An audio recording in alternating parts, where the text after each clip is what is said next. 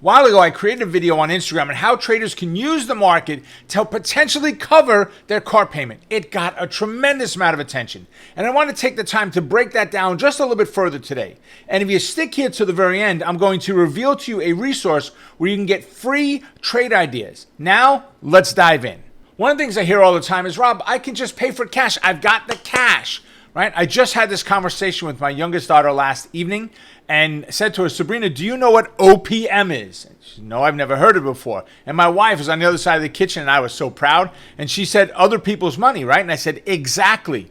I said, you don't want to use your money. She said, but Dad, I paid for a big chunk of the car up front and then we're paying it off, right? I said, yes, but instead of putting a big chunk of cash up front, what if you would have taken that big chunk of cash and left it in the bank, put down as little as you had to, and you start generating money off of there in your business from trading, as we're talking about here.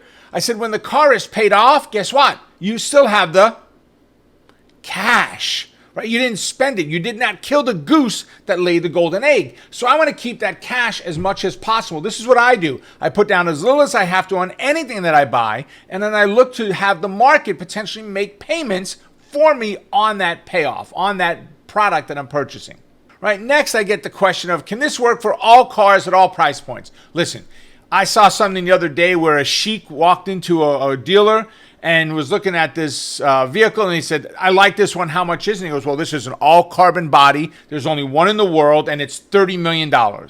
Would it work for a $30 million car? Yes, but not with a $5,000 account. So we've got to keep some perspective there, right? Like buying a house and trying to put $5,000 in an account and pay for it off of $5,000 when your mortgage is $8,000, right?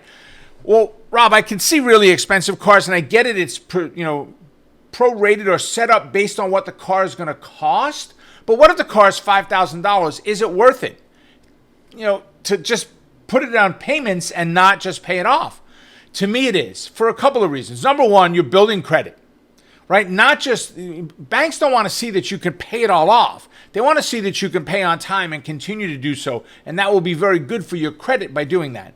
But the other side of it is, on the other hand, you still have the $5,000 if you're buying this little $5,000 Toyota that was used, right? It's 20 years old. It's in great shape. It's only got 82,000 miles on it. It's $5,000. Yeah, that's great. You could buy the car, but put down as little as you have to, finance the rest, and pay for it with the market.